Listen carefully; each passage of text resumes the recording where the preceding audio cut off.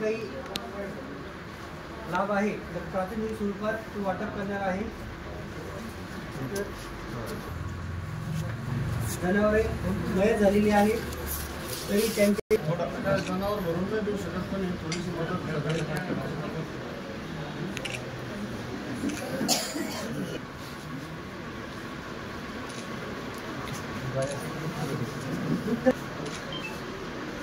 खात्यात जमा होती का कधी? डायरेक्ट खात्यात जमा होते ना म्हणजे आता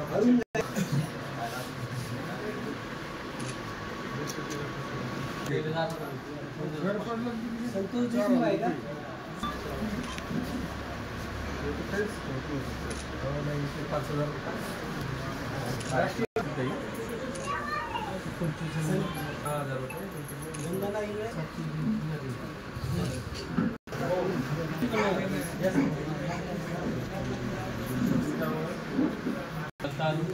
सिंदखेडराजा मतदारसंघाचे माननीय आमदार महोदय आज आपल्या व्यस्त वेळापत्रकातून देखील आपल्यासाठी आपल्या तहसील ऑफिसमध्ये आपला जो प्रमाणपत्र वाटपाचा जो कार्यक्रम होता त्या व्यस्त वेळातून देखील त्यांनी आपल्याला 10 मिनिटं धावती भेट दिली।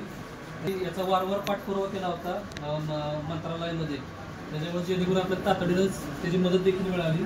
आणि 2 दिवसापूर्वी देखील आपला एक सिंदखेडराजा मतदारसंघामध्ये जो पाऊस झाला होता, आपल्या तालुक्यातली जी 4 गावं होती त्या 4 गावामध्ये जास्त पाऊस झाला होता, त्याची देखील आपल्याला 2 दिवसापूर्वी मदत भेटलेली आहे।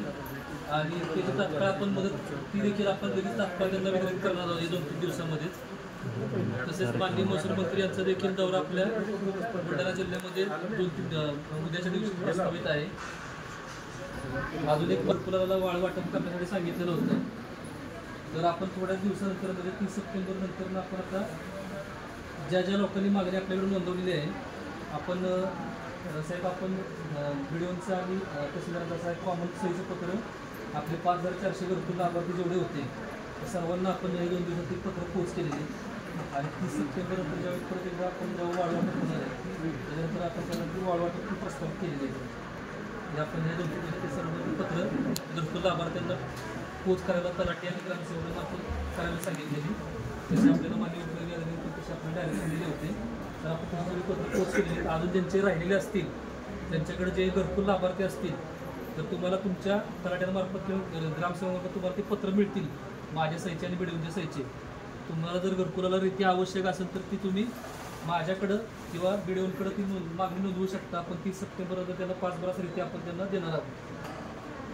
या व्यस्त वेळेतनं आपण इथं 5-10 मिनटं आपण जी काही वेळ दिली तिथं लोकांना आपण जे वाटप केलं त्याच्याबद्दल या महसूल विभागामार्फत मी आपले धन्यवाद देतो। सर मी मगर सिंदखेडराजातून बोलतो। ड्युटी साहेब माननीय ड्युटी साहेब सिंदखेडराजाला बदलून आल्यानंतर माझ्या क्षेत्रात त्याचा प्रॉब्लेम सुरुवातीला सर्वेक्षण केलं आणि 15 ते 20 दिवसापूर्वी सांगितलं की उद्या आज संध्याकाळी करतो, उद्या द्या। आज 15 ते 20 दिवस झाले आणि मी आल्यानंतर मला नाही साहेब कधी भेटले। सिंदखेडराजातला प्रॉब्लेम काय